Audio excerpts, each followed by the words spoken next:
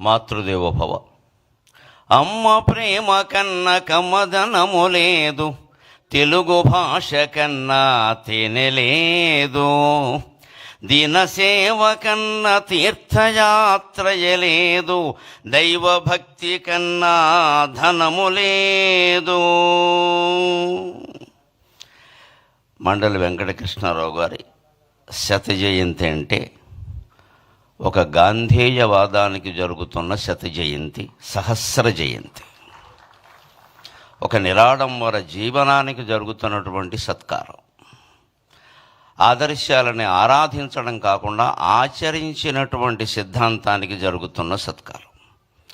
ఒక వ్యక్తిత్వము క్రమ్మి వేసినది సాహో ఆంధ్రదేశమునే, ఒక వ్యక్తిత్వము క్రమ్మి వేసినది సాహో ఆంధ్రదేశమునే, ఒక సేవాధృతి పారద్రోలినది, ఒక సేవాధృతి పారద్రోలినదహో ఉప్పెన్లు తుఫానులన్, ఒక సేవాధృతి పారద్రోలినదహో ఉప్పెన్లు తుఫానులన్, ఒక భాషాకృతి వేషమయ్యే తెలుగై ఓంకారమై భువిన్, ఒక భాషాకృతి వేషమయ్యే తెలుగై ఓంకారమై భువిన్, ఒక కృష్ణాకృతి మండలిన్, ఒక కృష్ణాకృతి మండలిన్ శతజయంత్యుత్సాహమై దీపిలన్.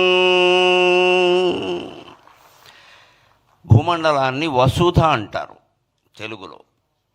వసుధ అంటే వసువుల్ని ధరించింది అని అర్థం. వసువులు అంటే బంగారం, వెండి, నవరత్నాలన్నీ వస్తాయి. ఈ వసుధలో చాలా ముఖ్యమైన అక్షరం ఇది.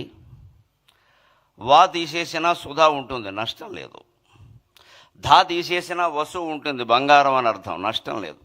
కానీ వసుధలో ఏం తీయకూడదు అంటే సు అనేది తీయకూడదు. వసుధలో సు తీస్తే వధ మిగులుతుంది.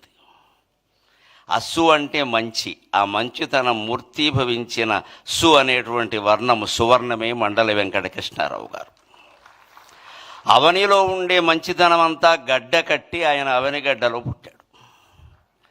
ఆ అవనిగడ్డకి తుఫాను వచ్చినప్పుడు, సునామీ వచ్చినప్పుడు, ఉప్పెన్లు కమ్మేసినప్పుడు పంచె పైకి అడ్డం కట్టి లేచి రైతులందరినీ పిలిచి శవాలు సైతం మోసి అనాథలకి అన్నం పెట్టి ఆదరించి తాను ఒక శాసనసభ్యుడిగా తనని అంతకుముందే ఏకగ్రీవంగా ఎన్నుకున్నటువంటి ప్రజలకి ఒక ఎమ్మెల్యే ఎంత చేయగలడో అంతకు 10 రెట్లు చేసినటువంటి మహానుభావుడైన.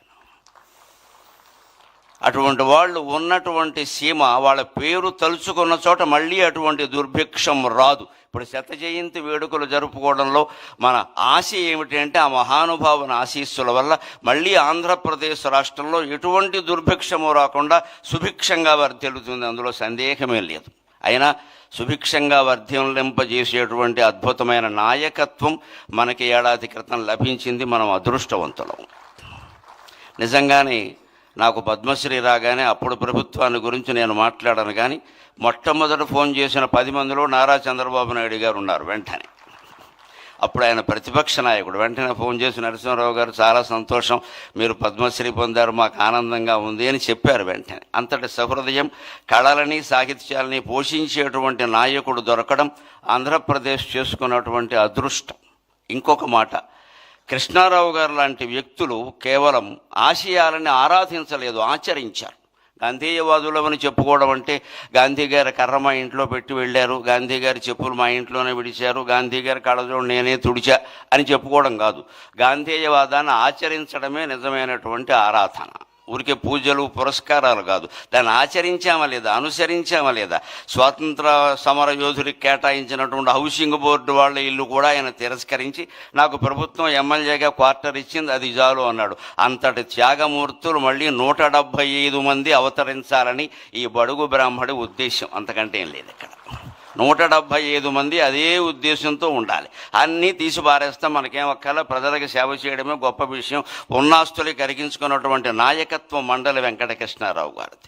ఇది ఎక్కడి నుంచి వచ్చింది అంటే మన సంస్కృతి అటువంటిది. న కర్మణ న ధనేన అంటారు, న కర్మణ న ప్రజయా న ధనేన త్యాగేనైకే అమృతత్వమానసు. నీవు చేసిన యజ్ఞయాగాది కర్మల వల్ల కానీ ఏ కార్యక్రమాల వల్ల కానీ నీకు అమృతానందం కలుగుతుందో లేదో చెప్పలేం. నీ సంతానం వల్ల కూడా నీకు అమృతానందం కలుగుతుందో లేదో చెప్పలేము. సంతానం అంటే ఇవాళ ముందు సంతానం, తర్వాత సంతాపం, అనుమానమేం లే. ఫాలోడ్ బై డిన్నర్ అంటూ ఉంటారే, సంతానం ఫాలోడ్ బై సంతాపం. అంతకంటే లేనివాళ్ళు లేరని ఏడుస్తారు, ఉన్నవాళ్ళు ఉన్నారని ఏడుస్తున్నారు, అంతకంటే ఏం లేదు. ఈ సంతానం వల్ల నీకు అమృతానందం కలగదు. ఎన్ని 100 కోట్లు సంపాదించినా నీకు అమృతానందం కలగదు. త్యాగం చేస్తేనే అమృతానందం కలుగుతుంది. అది కృష్ణారావు గారి జీవితం. ఇట్టి ఈ క్రమశిక్షణకి ఎన్ని ఏండ్లు, ఇట్టి త్యాగానుభూతికి ఎన్ని ఏండ్లు, త్యాగమున అమృతత్వమునందుమనడి వేలేండ్ల సంస్కృతి ప్రాణమీవు, త్యాగమున అమృతత్వమునందుమనడి వేలేండ్ల సంస్కృతి ప్రాణమీవు. ఆయన భాషాభిమాని, కేవలం అభిమాని కాదు, ఆయన తప్పులు దిద్దేవాడు. ఓ మాస్టర్ అబ్బాయి కదా, గురువు గారు అబ్బాయి కదా, బుద్ధి చెప్పేవాడు, బుద్ధి తేనేమయ్యా అన్నాడు వేమన్న గారు. అందుకని ఆయన తప్పులు దిద్దేవాడు. టీచర్స్ డేని తెలుగులో గురువుగారి దినం అంటుంటే ఆ మాట ఏమిట్రా అన్నట్టు ఆయన. ఎందుకంటే దినం అనే మాట తెలుగులో ఎక్కడ వాడతారో అందరికీ తెలుసు. అందుకని ఎన్టీ రామారావు కూడా శ్రీకృష్ణ విజయంలో గొప్ప డైలాగు పెట్టించాడు ఆయన కావాలనే. ఆ దినమునకు మీరు రావాలను అంటే వెనగానే రామారావు గారు కృష్ణుడి వేషంలో ఉండి తద్దినమునకే రాగలము అంటాడు. అంటే నీకు తద్దినం పెడతానని అర్థం. అది అందులో విలన వేషం వేసిన రాక్షసుడికి తద్దినం పెడతానని, తద్దినమునకే రాగలనని రాయవాయ, 2 అర్థాలు వస్తాయన్నాడు. భాషాభిమాని, భాషా పండితుడు కదా రామారావు గారు అంటే. అలాగే ఈయన కూడా అదే. కాబట్టి గురువుగారి దినం అంటే ఏమిటది? గురు పూజా మహోత్సవం అని మొట్టమొదట మార్చిన వాడు మండల వెంకట కృష్ణారావు గారు. భాషలో అటువంటి దోషాలు సరిచేయాలి మనం. మదర్స్ డే, ఫాదర్స్ డే అనగానే తల్లి దినం, తండ్రి దినం అనకూడదు.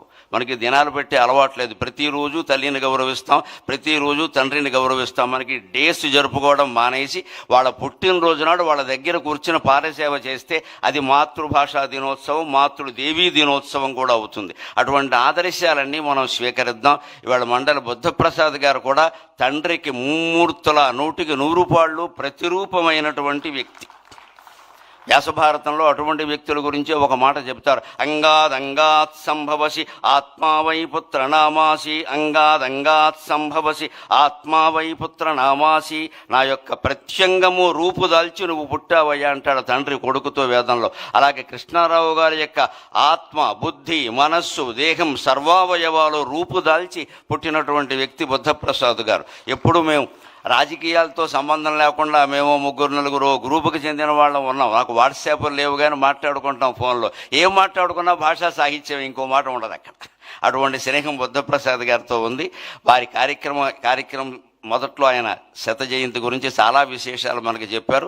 మళ్ళీ మండలి వెంకటకృష్ణారావు గారు లాంటి నాయకులు 175 నియోజకవర్గాలలోనూ ఆవిర్భవించాలి. ఆంధ్రప్రదేశ్ భారతదేశంలో కాదు ప్రపంచంలోనే ఆదర్శమైనటువంటి రాష్ట్రంగా ఉండాలి అని కోరుకుంటూ నేను సెలవు తీసుకుంటున్నాను.